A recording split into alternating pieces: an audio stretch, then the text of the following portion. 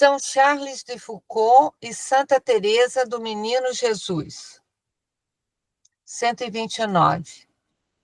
São Charles de Foucault e Santa Teresa do Menino Jesus, sem o pretenderem, reformularam certos elementos da devoção ao coração de Cristo, ajudando-nos a compreendê-la de uma forma ainda mais fiel ao Evangelho. Vejamos agora como se exprime essa devoção nas suas vidas. No próximo capítulo, voltaremos a eles para mostrar a originalidade da dimensão missionária que ambos desenvolveram de modos diferentes. Em Loya, São Charles de Foucault fazia visitas ao Santíssimo Sacramento com a sua prima, Madame de Bondy, e um dia ela indicou-lhe uma imagem do Sagrado Coração. Para a conversão de Charles, esta sua prima foi fundamental, como ele reconhece. Já que o bom Deus fez de ti o primeiro instrumento das suas misericórdias para comigo, todas as suas misericórdias vêm de ti. Se não me tivesses convertido, levado a Jesus e ensinado pouco a pouco, palavra por palavra, tudo o que é piedoso e bom, estaria eu onde estou hoje? Mas o que ela despertou nele foi exatamente a consciência ardente do amor de Jesus. Estava tudo ali e era o mais importante. E isso concentrava-se particularmente na devoção ao Sagrado Coração de Cristo, onde ele encontrava uma misericórdia sem limites. Esperemos na misericórdia infinita daquele cujo coração me fizestes conhecer. Depois, o seu diretor espiritual, Padre Henri Ouvelin, ajudá-lo-á a aprofundar esse precioso mistério, esse coração abençoado do qual me falaste tantas vezes. No dia 6 de junho de 1889, Charles consagrava-se ao Sagrado Coração, no qual encontrava um amor absoluto. Diz a Cristo: acumulaste-me de tantos benefícios que me parece ser uma ingratidão para com o vosso coração não crer que ele esteja pronto a acumular-me de todo o bem, por maior que seja, e que o seu amor e a sua generosidade não têm medida. Será eremita sob o nome do Sagrado Coração. 132. No dia 7 de maio de 1906, no qual já não pôde mais celebrar a missa por se encontrar sozinho, Frei Charles escreveu essa promessa: deixar viver em mim o coração de Jesus, de modo que já não seja eu a viver, mas o coração de Jesus que viva em mim, como vivia em Nazaré. A sua amizade com Jesus, de coração a coração, não tinha nada de devocionismo íntimo. Era a raiz dessa vida despojada de Nazaré, pela qual Charles queria imitar Cristo e configurar-se com ele. Esta terna devoção ao coração de Cristo teve consequências muito concretas no seu estilo de vida, e a sua Nazaré foi alimentada por essa relação muito pessoal com o coração de Cristo. Santa Teresa do Menino Jesus, 133. Tal como Charles de Foucault, Santa Teresa do Menino Jesus respirou enorme devoção que inundava a França no século XIX. Padre Almir Pichon foi o diretor espiritual da sua família e foi considerado um grande apóstolo do Sagrado Coração. Uma irmã sua tomou o nome religioso de Maria do Sagrado Coração, e o mosteiro em que Santa Teresa entrou era dedicado ao Sagrado Coração. No entanto, a sua devoção assumiu algumas características próprias, que iam além das formas pelas quais se expressava naquela época. 134. Quando tinha 15 anos, encontrou uma maneira de resumir a sua relação com Jesus, aquele cujo coração batia em uníssono com o meu. 2 anos mais tarde, quando lhe falavam de um coração coroado de espinhos, acrescentou numa carta: Sabes, eu não vejo o coração sagrado como toda a gente. Penso que o coração do meu esposo é só meu, como o meu é só dele. E então falo-lhe na solidão dessa deliciosa intimidade, esperando contemplá-lo um dia, face a face. 135. Num poema, ela exprimiu o sentido da sua devoção, feita mais de amizade e confiança do que de segurança nos seus próprios sacrifícios. Preciso de um coração ardente de ternura, que me dê a sua força sem reserva, que ame tudo em mim, mesmo minha fraqueza, que nunca me abandone de noite nem de dia. Preciso de um Deus que se revista da mesma natureza, que se torne meu irmão e possa sofrer. Ah, bem sei que todas as nossas justiças não têm a teus olhos nenhum valor. E eu escolho para meu purgatório o teu amor ardente, ó coração de meu Deus. 136. Talvez o texto mais relevante para compreender o significado da sua devoção ao coração de Cristo seja a carta que escreveu 3 meses antes de falecer a seu amigo Maurice Bellier. Quando vejo Madalena avançar na presença dos numerosos convidados, banhar com as suas lágrimas os pés do mestre adorado, que toca pela primeira vez, sinto que o coração dela compreendeu os abismos de amor e de misericórdia do coração de Jesus.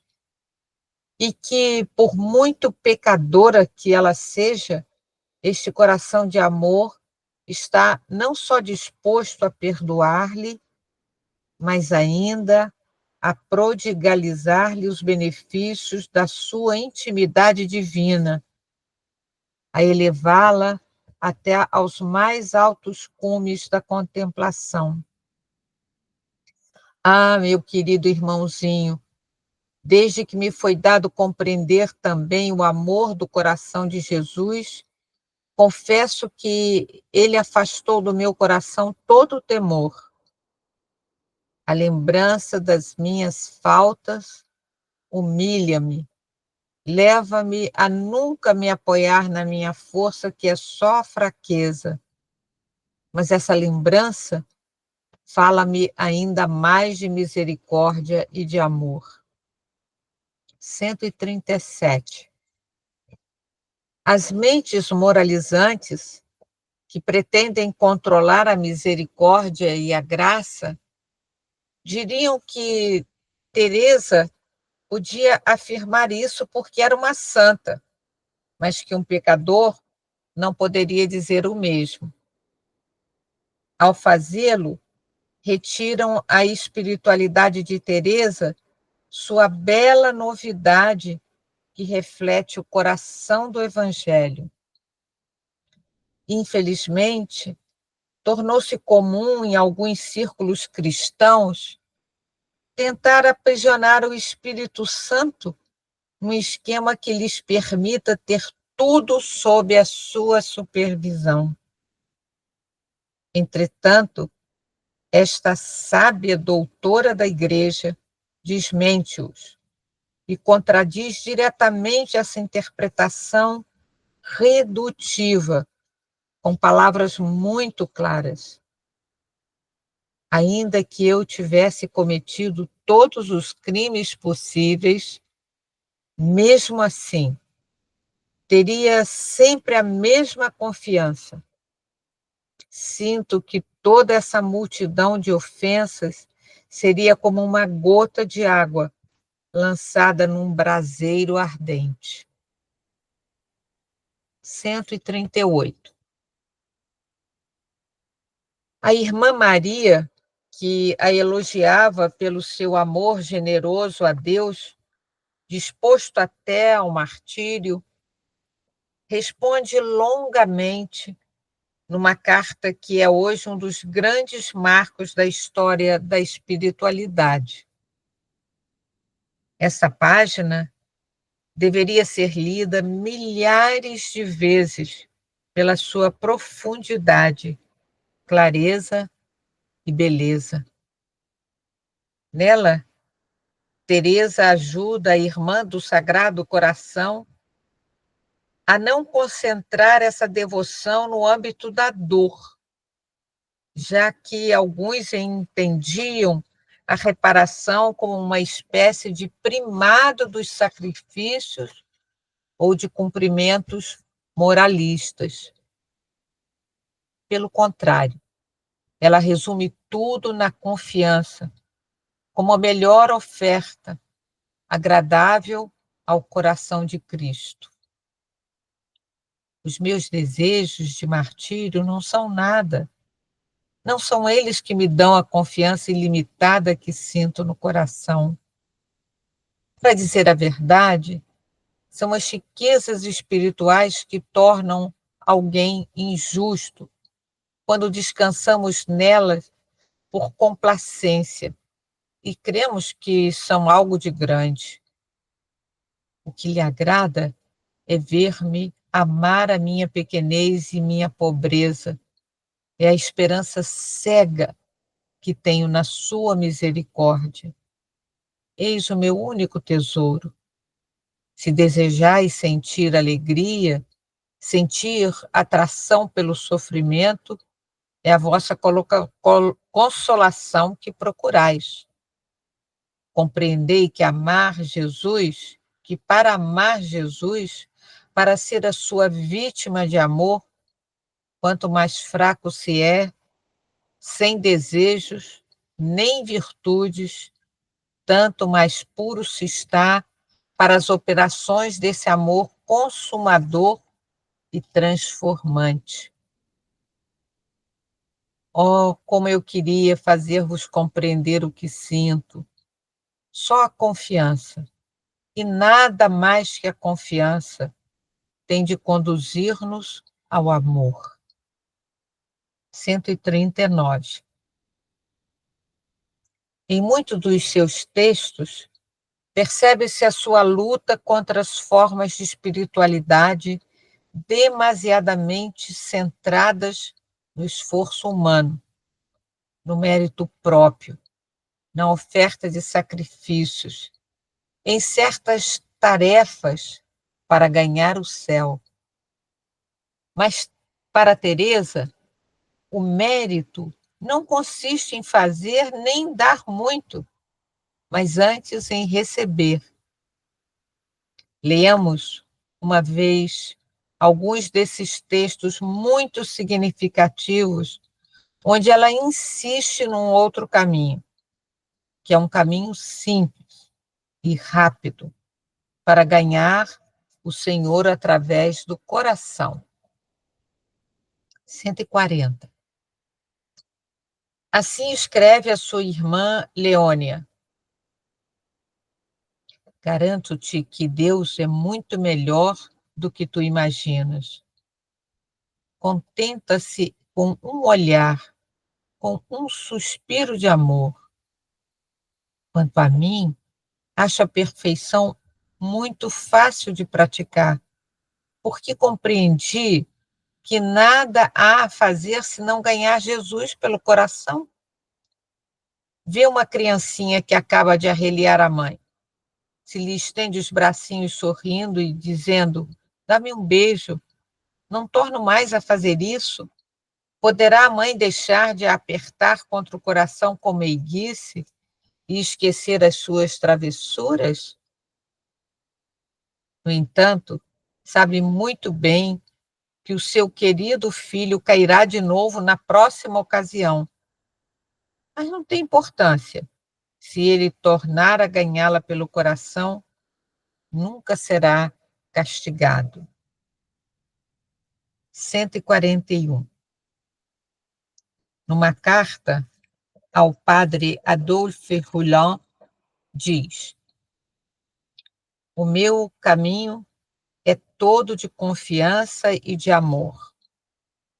Não compreendo as almas que têm medo de um amigo tão terno. Às vezes, quando leio certos tratados espirituais, em que a perfeição é apresentada através de inúmeras dificuldades, rodeada por uma quantidade de ilusões, minha pobre inteligência cansa-se muito depressa. Fecho o sábio livro que me quebra a cabeça e me seca o coração, e pego a Sagrada Escritura. Então tudo me parece luminoso. Uma só palavra releva a minha alma horizontes infinitos. A perfeição parece-me fácil. Vejo que basta reconhecer o próprio nada e abandonar-se como uma criança nos braços de Deus. 142. E dirigindo-se ao padre Maurice Bellier, a propósito de um pai de família, observa: não acredito que o coração do ditoso pai possa resistir à confiança filial do filho de quem conhece a sinceridade e o amor. Não ignora, todavia, que o filho mais uma vez cairá nas mesmas faltas, mas está disposto a perdoar-lhe sempre, se o filho sempre lhe falar ao coração. Ressonâncias na companhia de Jesus. 143. Vimos como São Cláudio de la Colombière relacionava a experiência espiritual de Santa Margarida com a proposta dos exercícios espirituais. Penso que o lugar do Sagrado Coração na história da Companhia de Jesus mereça algumas breves palavras. 144. A espiritualidade da Companhia de Jesus sempre propôs um conhecimento interno do Senhor, para que mais o ame e o siga. Nos seus exercícios espirituais, Santo Inácio de Loyola convida a colocarmos-nos diante do Evangelho, que nos diz sobre Jesus. Ferido com a lança ao seu lado, manou água e sangue. Quando o exercitante se encontra diante do lado ferido de Cristo, Inácio propõe-lhe entrar no coração de Cristo. Trata-se de um caminho para amadurecer o próprio coração pela mão de um mestre dos afetos, segundo a expressão usada por São Pedro Fabro, numa das suas cartas a Santo Inácio. O jesuíta Juan Alfonso de Polanco também menciona essa expressão na sua biografia de Santo Inácio. O cardeal Contarini reconhecia ter encontrado no padre Inácio um mestre dos afetos. Os colóquios que Santo Inácio propõe são uma parte essencial dessa educação do coração, porque sentimos e saboreamos com o coração a mensagem do Evangelho e conversamos sobre ela com o Senhor. Santo Inácio diz que podemos comunicar as nossas coisas ao Senhor e pedir-lhe conselho sobre elas. Qualquer exercitante pode reconhecer que nos exercícios há um diálogo de coração a coração. 145. Santo Inácio termina as contemplações aos pés do crucificado, convidando o exercitante a dirigir-se com grande afeto ao Senhor crucificado e pergunta-lhe, como um amigo fala ao outro ou um servo a seu senhor, o que deveria fazer por ele. O itinerário dos exercícios culmina na contemplação para alcançar amor, da qual brota a ação de graças e a oferta da memória, do entendimento e da vontade ao coração, que é fonte e origem de todo bem. Tal conhecimento interior do Senhor não se constrói com as nossas luzes e esforços, mas pede-se como um dom. O Santo Inácio tem essa mesma disposição de Santa Teresa, de se reconhecer na pequenez, de reconhecer-se nada, não é? E se entrega, né? A oração de Santo Inácio é linda, do oferecimento, entrego a vontade, entrego a memória, entrego tudo, não é? Nessa entrega é que ele vai se sentir amparado, fortalecido, protegido. E a mesma sensação que ela, muito mais jovem que ele, e muito mais inexperiente, digamos assim, e que insiste, né, em se entregar a Deus com toda a confiança, né? São duas mentalidades diferentes, em dois tempos diferentes, mas que se entregam igualmente ao coração de Jesus como força de vida, né? Isso é muito, muito forte para a gente.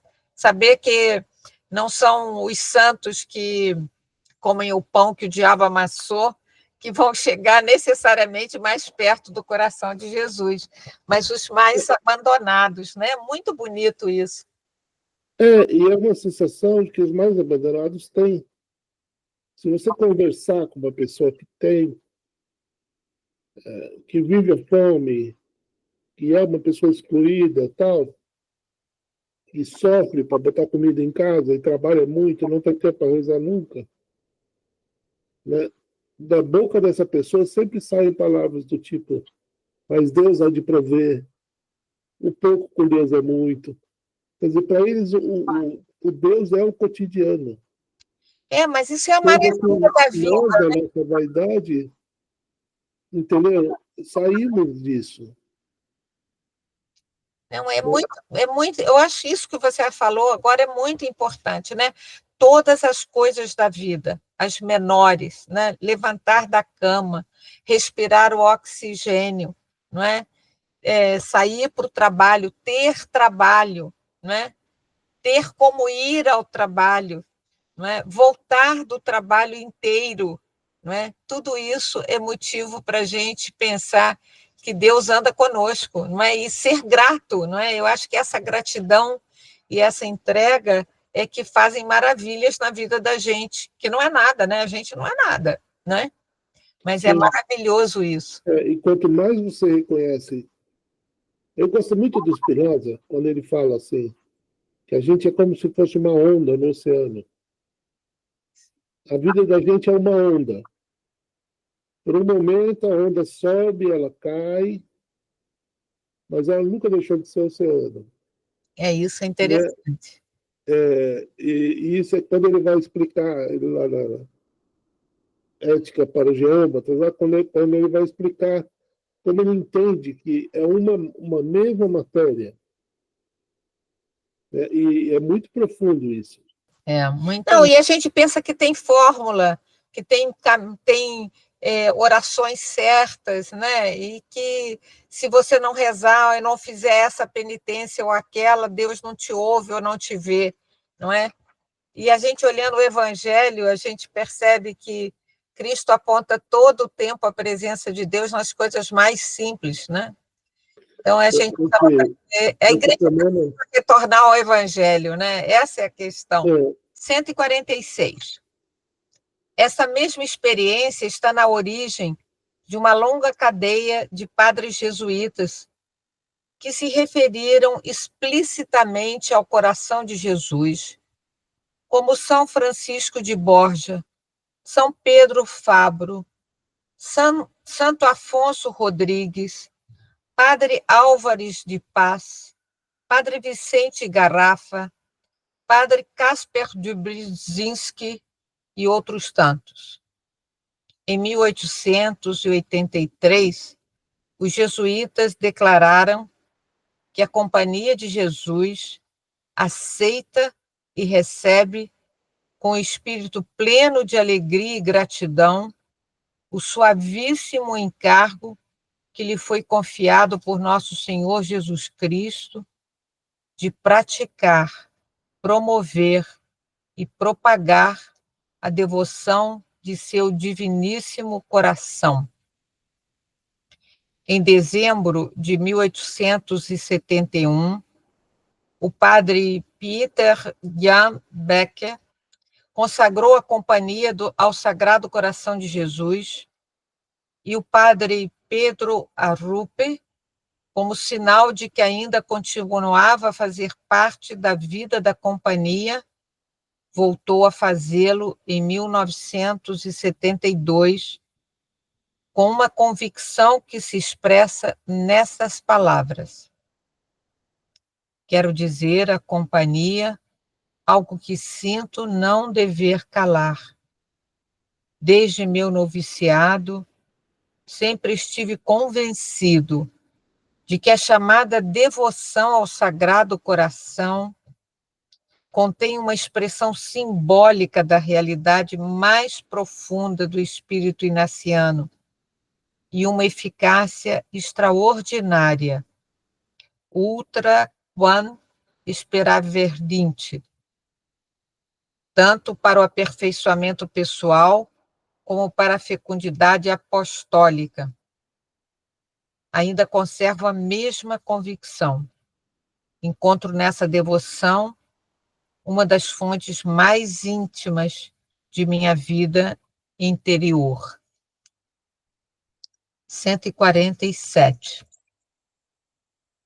Quando São João Paulo II convidou todos os membros da companhia a promover com ainda maior zelo essa devoção, que corresponde mais do que nunca às expectativas do nosso tempo, fê-lo porque reconhecia os laços íntimos entre a devoção ao coração de Cristo e a espiritualidade inaciana, pois o desejo de conhecer intimamente o Senhor e de ter um colóquio com Ele, coração a coração, é característico, graças aos exercícios espirituais, ao dinamismo espiritual e apostólico inaciano, inteiramente ao serviço do amor ao coração de Deus.